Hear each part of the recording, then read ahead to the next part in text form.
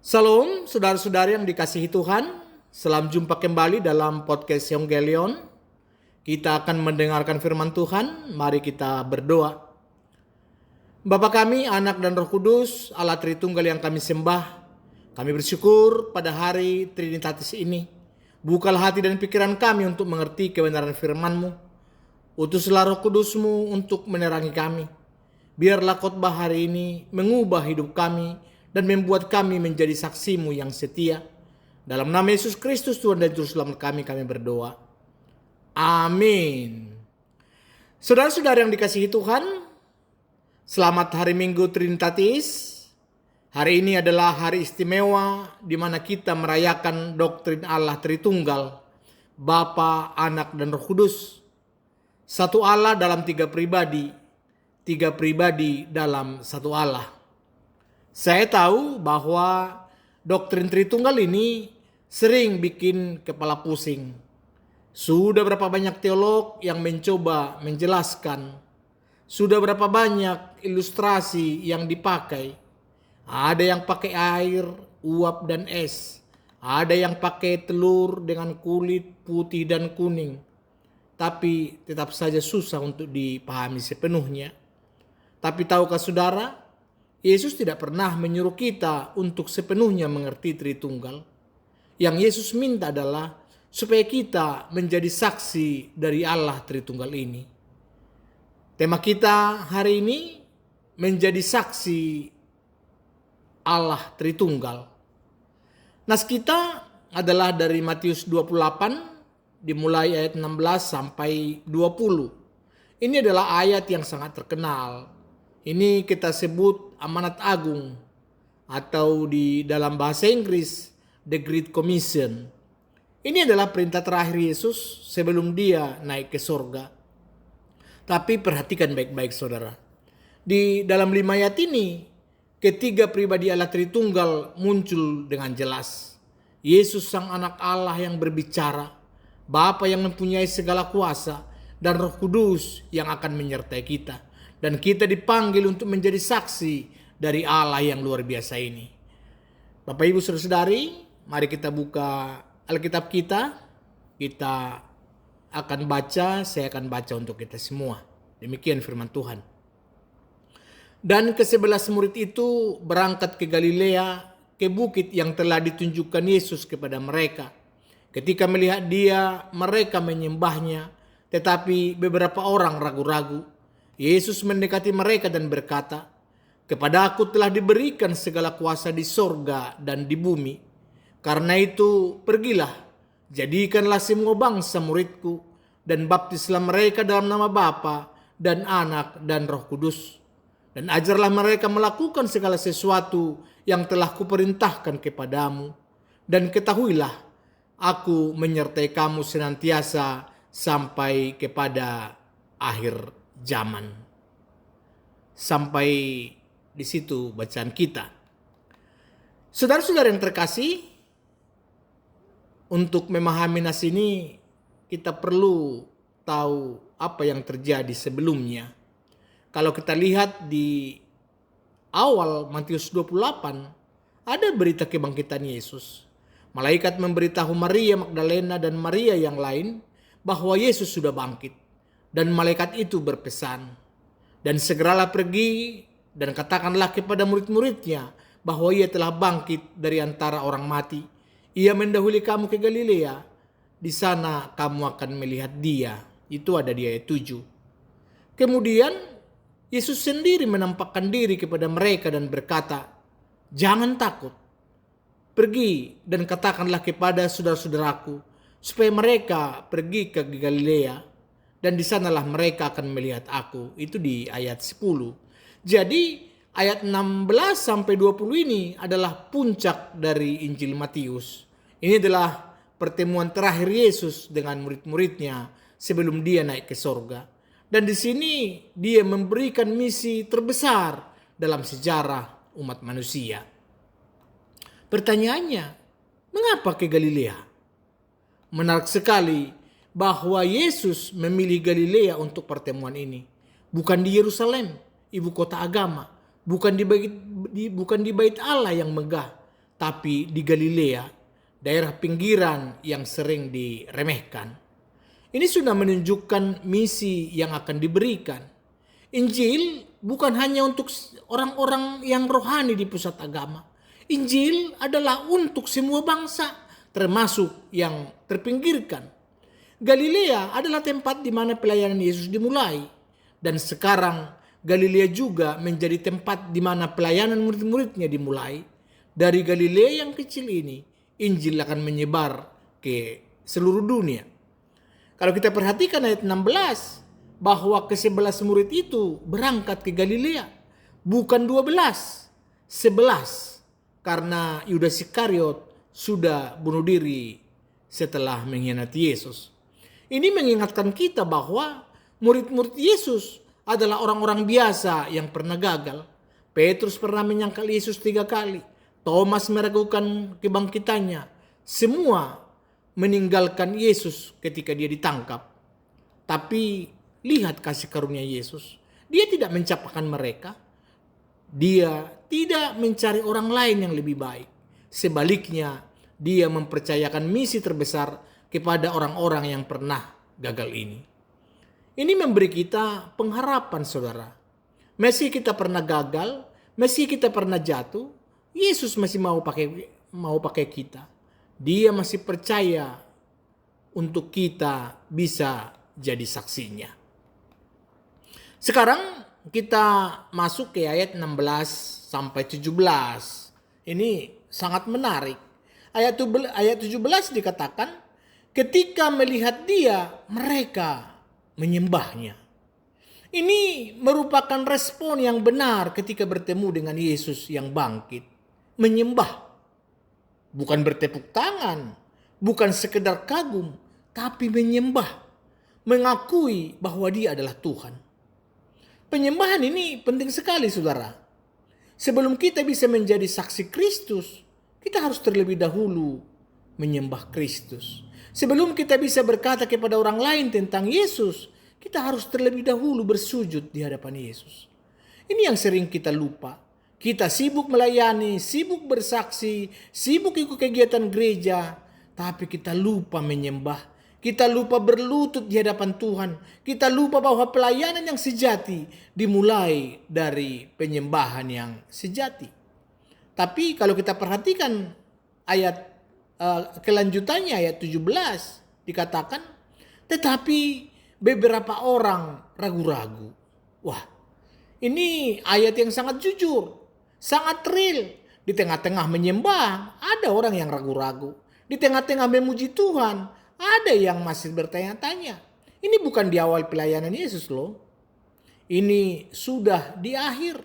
Murid-murid ini sudah 3 tahun ikut Yesus. Sudah lihat banyak mujizat. Sudah dengar banyak pengajaran. Bahkan sudah lihat Yesus bangkit dari kematian. Tetapi masih ada yang ragu-ragu. Ada yang bilang mereka ragu karena belum pernah lihat Yesus dari dekat. Mungkin mereka cuma lihat dari jauh. Ada juga yang bilang mereka ragu karena terlalu bagus untuk jadi kenyataan. Masa iya dia benar-benar bangkit? Tapi yang penting buat kita adalah Alkitab tidak menyembunyikan keraguan ini. Alkitab jujur mengakui bahwa bahkan di antara murid-murid yang setia masih ada yang ragu. Saudara, ini memberi kita kebebasan untuk jujur dalam penyembahan kita.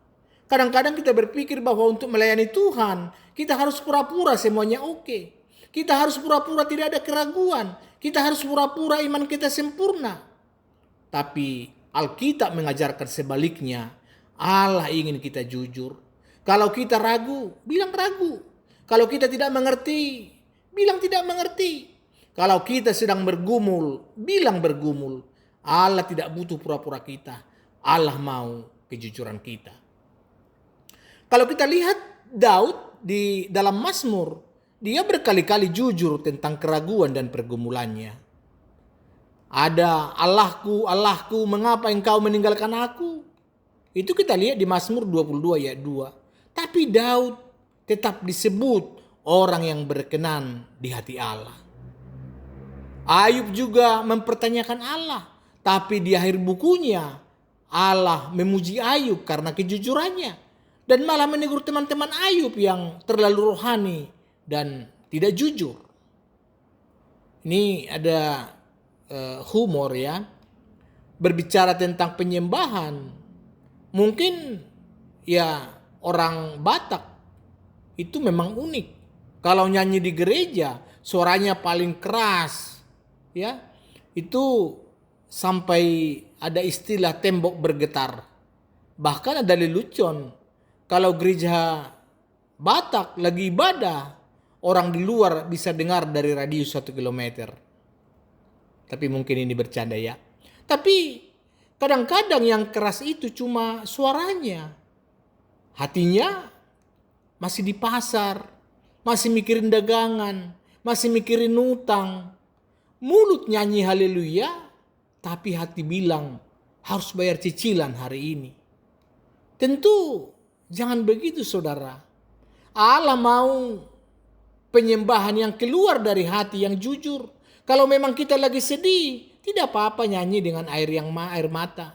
Kalau kita lagi ragu, tidak apa-apa datang dengan keraguan. Yang penting kita datang dengan jujur.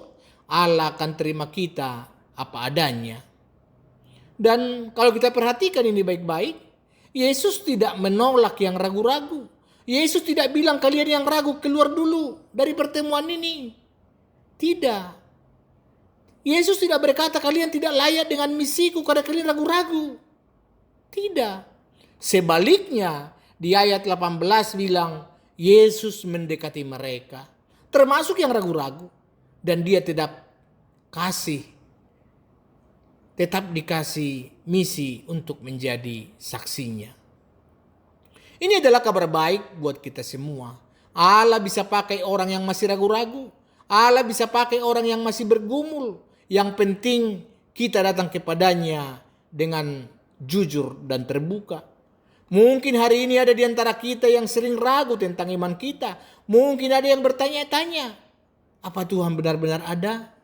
Apa dia benar-benar peduli sama saya? Jangan lari dari Allah karena keraguan itu. Sebaliknya, lari kepada Allah dengan keraguan itu. Datang kepada Yesus seperti murid-murid itu. Yesus akan mendekati kamu dan berbicara kepadamu. Saudara-saudari, sekarang kita lanjut ke ayat 18. Ini yang sangat penting. Kalau kita perhatikan tadi, Yesus mendekati mereka. Ini indah sekali saudara. Yesus yang mengambil inisiatif. Bukan murid-murid yang mendekati Yesus. Tapi Yesus yang mendekati murid-murid. Ini adalah gambar dari kasih karunia Allah. Kita tidak cari dia. Dia yang cari kita. Kita tidak dekati dia. Dia yang dekati kita. Waktu kita masih jauh, dia sudah mendekat. Di Roma 5 ayat 8 dikatakan, akan tetapi Allah menunjukkan kasih-Nya kepada kita oleh karena Kristus telah mati untuk kita ketika kita masih berdosa. Jadi inisiatif selalu datang dari Allah. Dia yang mencintai kita duluan. Dia yang mencari kita duluan. Dia yang menyelamatkan kita duluan. Dan sekarang dia yang mengutus kita. Dan kemudian Yesus membuat pernyataan yang luar biasa. Kepadaku telah diberikan segala kuasa di sorga dan di bumi. Ini bukan klaim yang main-main saudara. Ini adalah deklarasi kedaulatan yang absolut. Segala kuasa. Bukan sebagian, bukan 50%, bukan 99%. Tetapi segala kuasa 100%. Tidak ada yang tersisa.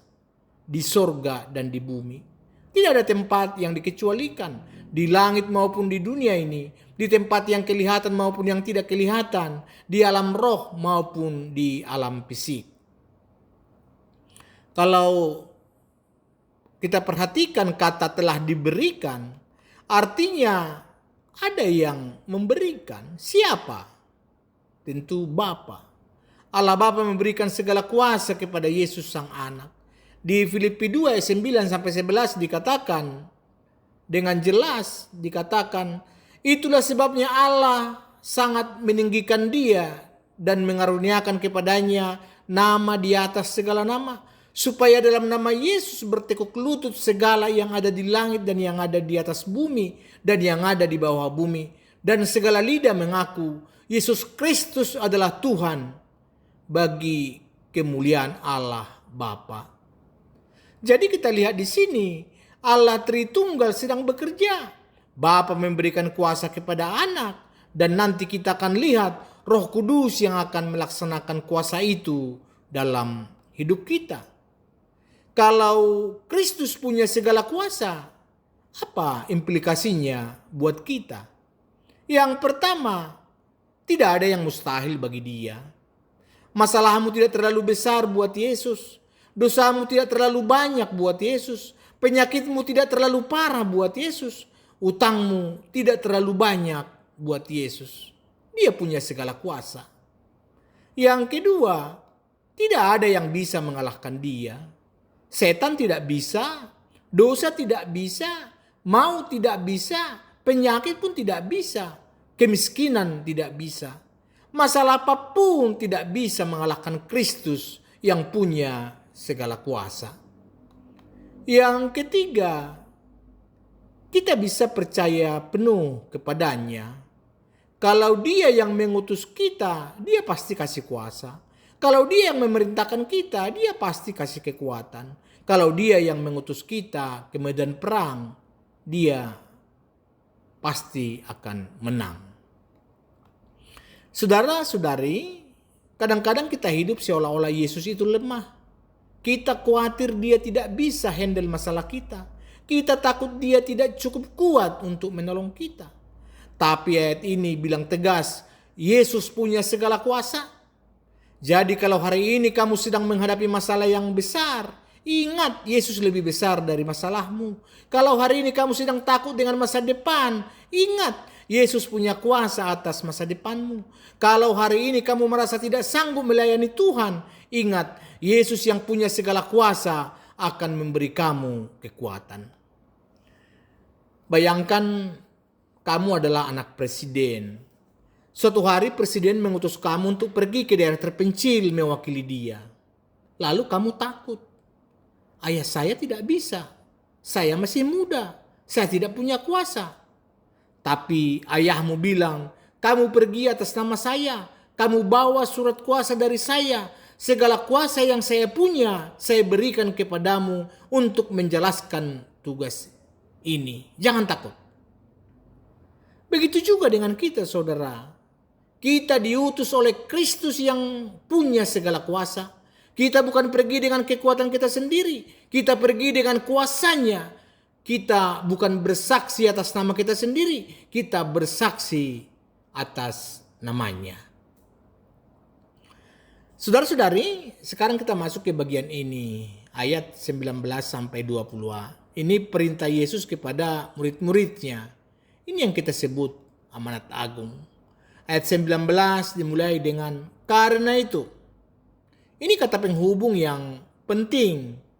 Karena Yesus punya segala kuasa, maka kita disuruh pergi. Bukan karena kita punya kuasa, bukan karena kita hebat, bukan karena kita pandai, tapi karena Yesus punya kuasa, kita berani pergi. Ini adalah pondasi dari semua misi Kristen. Kita pergi bukan dengan kekuatan kita, tapi dengan kuasa Kristus. Kata pertama adalah perintah. Pergilah. Bukan duduk di gereja saja. Bukan. Bukan dikatakan tunggu orang datang. Bukan. Tapi dikatakan pergi. Injil bukan untuk disimpan. Injil adalah untuk disebarkan. Gereja bukan fortress untuk bersembunyi. Gereja adalah training center untuk diutus. Saudara, kadang-kadang kita orang Kristen terlalu nyaman di dalam gereja. Kita pikir tugas kita sudah selesai kalau kita datang ibadah minggu. Kita pikir kita sudah jadi Kristen yang baik kalau kita aktif di komisi gereja. Tapi Yesus bilang, pergi. Keluar dari zona nyaman. Keluar dari gedung gereja. Pergi ke tempat-tempat di mana Injil belum didengar. Pergi ke orang-orang yang belum kenal Yesus. Ini adalah inti dari amanat agung. Jadikanlah semua bangsa muridku. Bukan sekedar memberitakan. Bukan sekedar membagikan tract. bukan sekedar mengajak orang datang ke gereja, tapi menjadikan murid. Apa bedanya?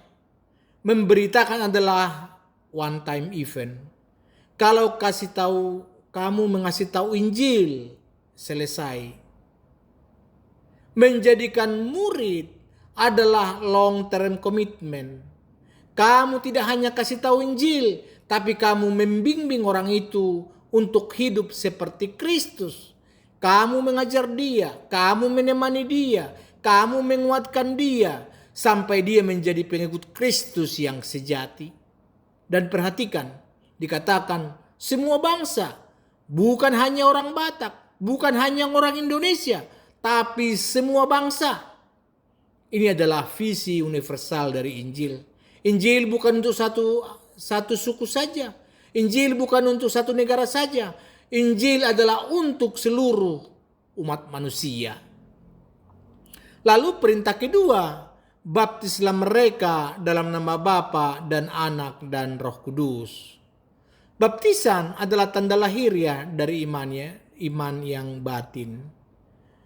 Baptisan menunjukkan bahwa orang itu sudah mati bagi dosa dan bangkit dalam hidup baru bersama Kristus. Tapi yang sangat penting di sini adalah baptisan dilakukan dalam nama Bapa dan Anak dan Roh Kudus. Ini adalah salah satu ayat paling jelas tentang Allah Tritunggal dalam seluruh Alkitab. Perhatikan, dalam nama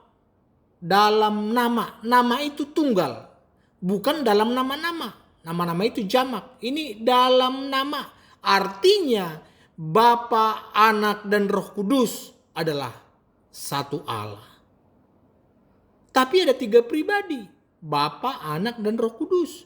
Bukan satu pribadi dengan 3 topeng. Tapi 3 pribadi yang berbeda dalam satu esensi ilahi. Perintah ketiga, ajarlah mereka melakukan segala sesuatu yang telah kuperintahkan kepadamu. Ini melengkapi perintah, jadikanlah murid. Menjadi murid bukan hanya percaya, tapi juga taat. Yesus tidak hanya mau kita tahu tentang dia. Yesus mau kita hidup seperti dia. Yesus tidak hanya mau kita dengar ajarannya. Yesus mau kita lakukan ajarannya. Di Yakobus 2:17 dikatakan, demikian juga halnya dengan iman. Jika iman itu tidak disertai perbuatan, maka iman itu pada hakikatnya adalah mati. Jadi, menjadi saksi bukan hanya bicara tentang Yesus. Menjadi saksi adalah hidup seperti Yesus. Saudara-saudari, ini mari kita renungkan ada 3 langkah misi ini. Yang pertama, pergi. Pergi itu keluar dari zona nyaman. Dekati orang yang belum kenal Yesus. Yang kedua, baptis. Ini ajak mereka bertobat dan percaya. Tandai dengan baptisan. Lalu ajar. Bimbing mereka untuk hidup taat kepada Kristus. Jadi ini bukan hanya tugas pendeta atau penginjil. Ini adalah tugas setiap orang Kristen.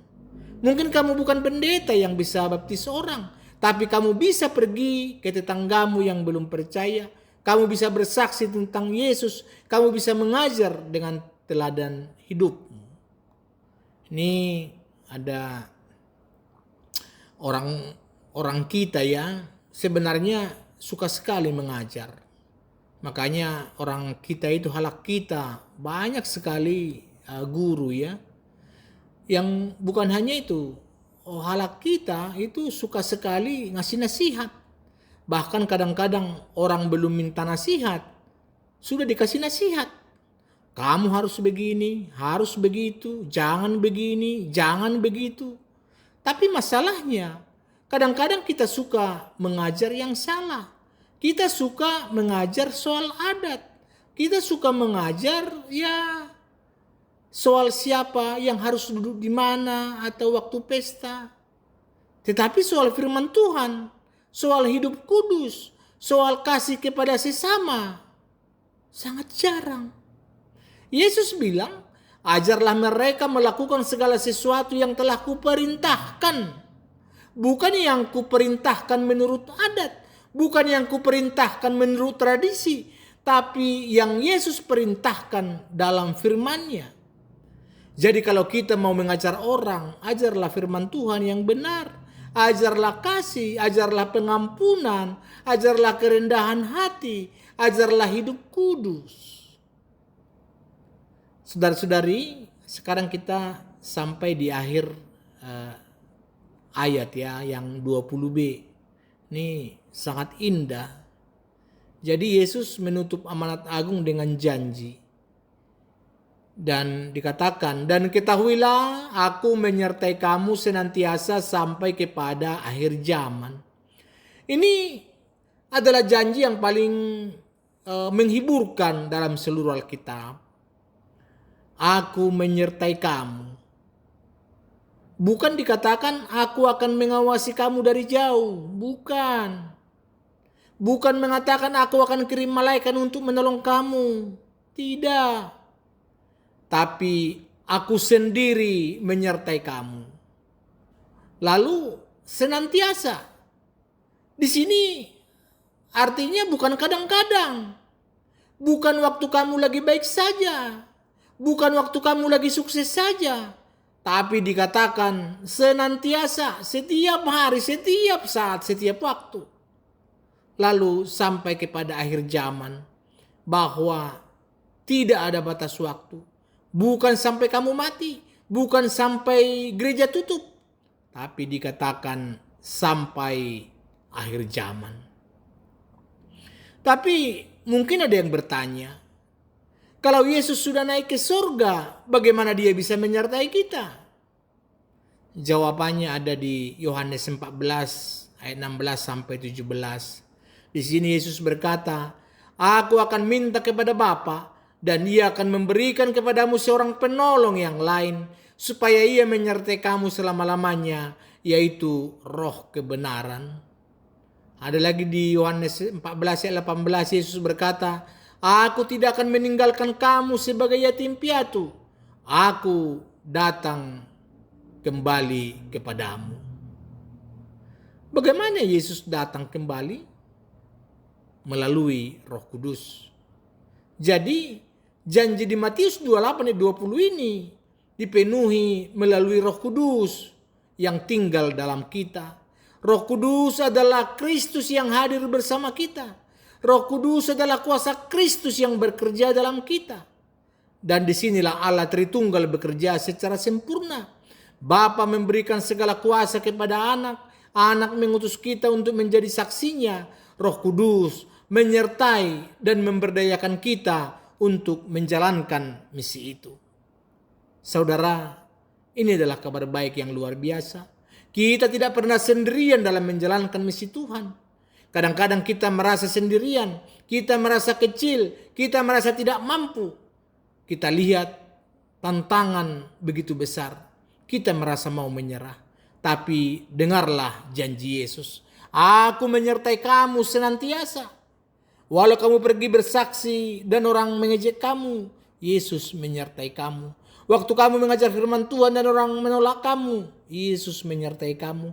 Waktu kamu melayani Tuhan dan menghadapi perlawanan, Yesus menyertai kamu. Waktu kamu jatuh dan gagal, Yesus menyertai kamu. Waktu kamu bangkit lagi, Yesus menyertai kamu. Senantiasa sampai akhir zaman.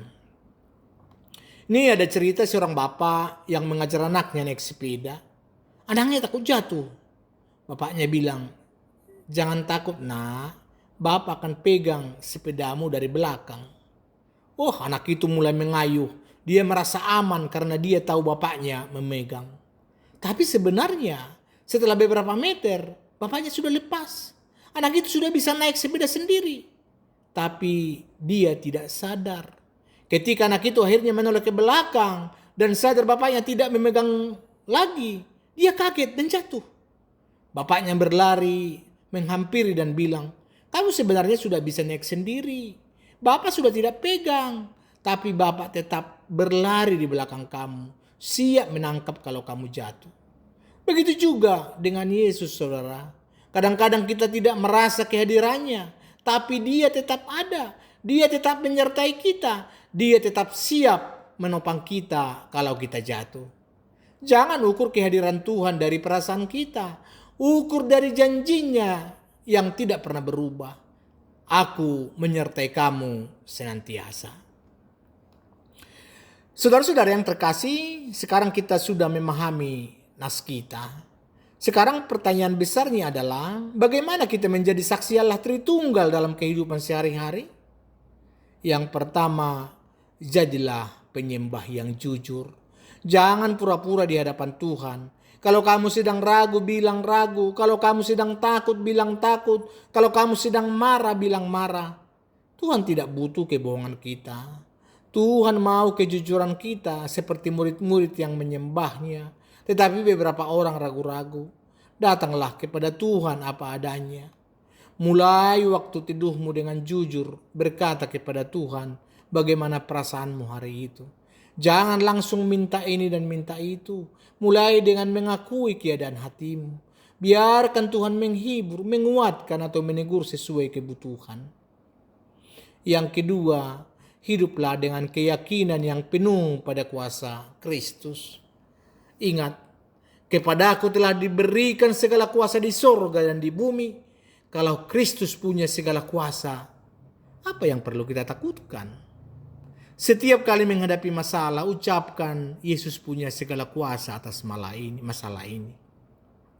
Setiap kali merasa tidak mampu, ingat, bukan dengan kekuatanku tetapi dengan kuasa Kristus. Setiap kali kau menyerah, katakan, Kristus yang mengutus aku, pasti dia akan menolong aku. Yang ketiga, berani keluar dari zona nyaman untuk bersaksi.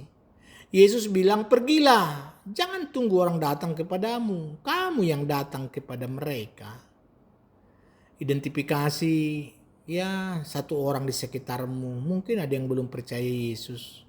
Bisa tetangga, bisa rekan kerja, bisa teman kuliah. Mulai jalin relasi dengan orang itu. Bukan langsung ceramah soal agama, tapi tunjukkan kasih Kristus lewat perbuatan. Doakan mereka setiap hari. Minta Roh Kudus membuka hati mereka. Tunggu kesempatan yang tepat untuk bersaksi. Roh Kudus akan kasih timing yang pas. Yang keempat, fokuslah pada pemuritan. Bukan sekedar penginjilan. Tugasmu bukan sekedar kasih tahu Injil, tapi menjadikan murid. Artinya, kita harus bersedia investasi waktu untuk membimbing orang. Kalau ada orang yang baru percaya Yesus lewat kesaksianmu, jangan tinggalkan dia. Ajak dia belajar Alkitab bersama, minimal sekali seminggu. Ajak dia ibadah bersama. Jawab pertanyaan-pertanyaan imannya dengan sabar. Tunjukkan teladan hidup Kristen yang nyata.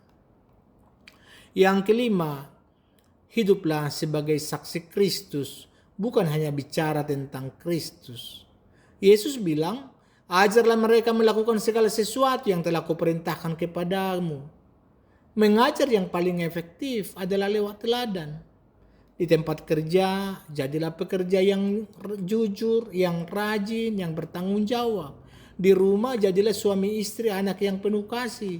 Di lingkungan, jadilah tetangga yang baik, yang suka menolong. Di medsos, jaga ucapanmu. Jangan ikut sebar gosip atau fitnah. Dalam keuangan, hiduplah dengan integritas, jangan korupsi. Orang akan lebih percaya pada apa yang mereka lihat dalam hidupmu daripada apa yang mereka dengar dari mulutmu. Yang keenam, andalkan penyertaan Roh Kudus setiap hari. Ingat janji Yesus, aku menyertai kamu senantiasa.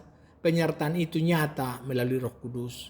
Setiap pagi, undang Roh Kudus memenuhi hatimu. Sebelum melakukan sesuatu untuk Tuhan, doakan, Roh Kudus tolong aku. Tanpa engkau aku tidak bisa berbuat apa-apa. Peka terhadap pimpinan Roh Kudus. Kalau ada dorongan dalam hati untuk berbuat baik atau bersaksi, lakukanlah. Jangan padamkan roh dengan dosa. Jagalah hatimu dengan bersih. Yang ketujuh, saksikanlah Allah Tritunggal secara utuh. Jangan hanya bicara tentang Yesus. Jangan hanya bicara tentang Bapa. Jangan hanya bicara tentang Roh Kudus. Saksikanlah Allah Tritunggal yang bekerja secara harmonis. Bicara tentang kasih Bapa yang mengutus anaknya. Bicara tentang pengorbanan anak yang mati untuk menebus kita. Bicara tentang kuasa Roh Kudus yang mengubah hidup. Tunjukkan bagaimana ketika pribadi Allah ini bekerja dalam hidupmu. Saudara-saudari, kita mungkin sebagai jemaat yang bergereja di HKBP, kita punya warisan yang luar biasa. Ingat, Opui Eporus, IL Nomensen, dan penginjil-penginjil lain membawa Injil ke tanah Batak dengan penuh pengorbanan. Tapi sekarang giliran kita. Kita tidak hanya penerima Injil, kita harus menjadi pembawa Injil. Mungkin untuk jemaat dimanapun kita berada, di Medan, di Jakarta, di Batam, bahkan di Kalimantan, di Sulawesi, ya di Papua, di sekitarmu ada banyak orang yang belum percaya. Jadilah saksi di tempat kerjamu. Untuk jemaat yang punya usaha, jadilah pengusaha Kristen yang berintegritas. Itu adalah kesaksian yang kuat. Untuk jemaat yang jadi PNS atau pejabat, jangan korupsi. Itu adalah kesaksian yang sangat penting di negeri ini. Untuk jemaat yang jadi guru atau dosen, ajarlah dengan dedikasi.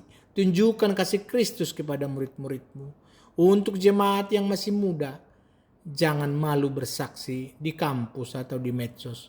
Gunakan teknologi untuk menyebarkan Injil. Ingat, kita orang Batak itu keras kepala. Tapi biarlah kekerasan kepala kita dipakai untuk keras kepala dalam bersaksi tentang Kristus. Jangan mau kalah, jangan mau menyerah. Terus bersaksi sampai Yesus datang kembali. Saudara-saudara yang dikasihi Tuhan, kita sudah belajar bersama memahami Matius 28:16-20. Kita sudah melihat bagaimana Allah Tritunggal bekerja secara harmonis dalam misi penyelamatan. Bapa memberi segala kuasa kepada anak. Anak mengutus kita untuk menjadikan semua bangsa muridnya. Roh Kudus menyertai kita senantiasa dalam menjalankan misi itu. Dan kita semua dipanggil untuk menjadi saksi Allah Tritunggal ini. Bukan saksi dengan kata-kata saja, tapi saksi dengan seluruh hidup kita. Saksi dengan penyembahan kita. Saksi dengan ketaatan kita. Saksi dengan kasih kita. Saksi dengan integritas kita. Ingat 4 hal penting. Pertama, menyembah dengan jujur. Datang kepada Tuhan apa adanya. Bahkan dengan keraguan kita. Yang kedua, percaya pada kuasa Kristus. Dia punya segala kuasa di sorga dan di bumi. Yang ketiga, jalankan misi dengan sungguh. Pergi, jadikan murid, baptis dan ajar.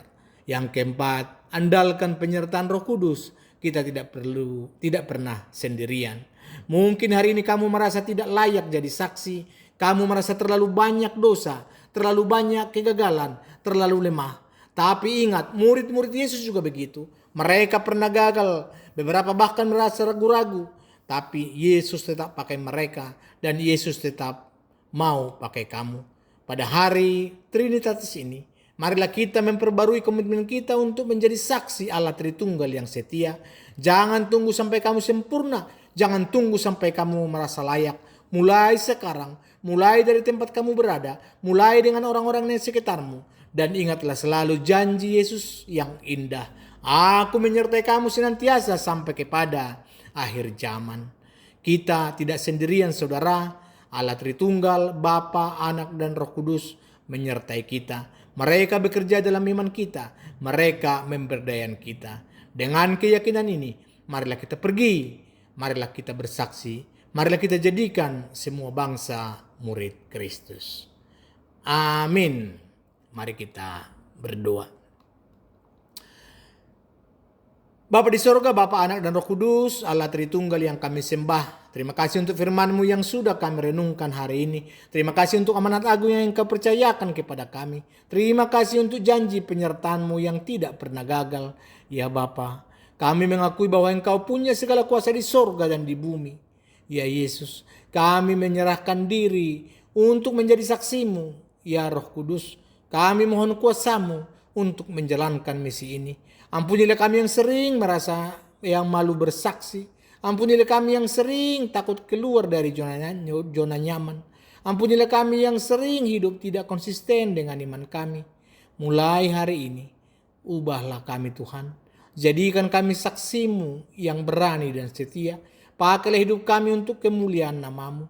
Berkatilah gerejamu. Berkatilah setiap jemaat yang rindu melayanimu.